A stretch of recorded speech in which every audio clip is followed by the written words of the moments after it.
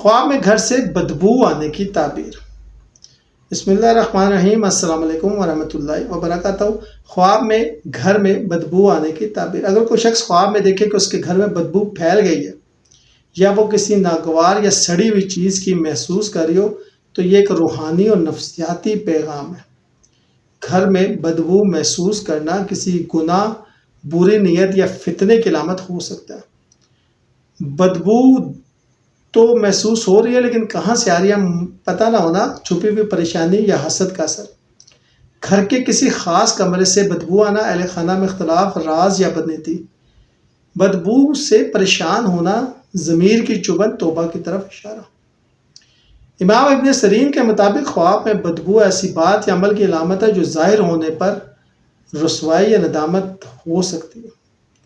بدبو بعض اوقات جنات یا روحانی آلودگی کی موجودگی کی بھی علامت ہو سکتی ہے، خاص طور پر اگر خواب میں خوف محسوس ہو یا کوئی سایہ یا پرچھائی۔ اگر خواب بار بار آ رہا ہو تو یہ روحانی صفائی یا استخارے کی دعوت بھی ہو سکتی ہے۔ اگر خواب میں بدبو ختم ہو جائے تو یہ علامت ہے کہ پریشانی، گناہ یا فتنہ ختم ہو جائے گا، گھر میں امن و سکون واپس آئے گا۔ بدبو کو دور کرنے کے لیے صدقہ اور استغفار جو ہے وہ لازمی کریں۔ شکریہ۔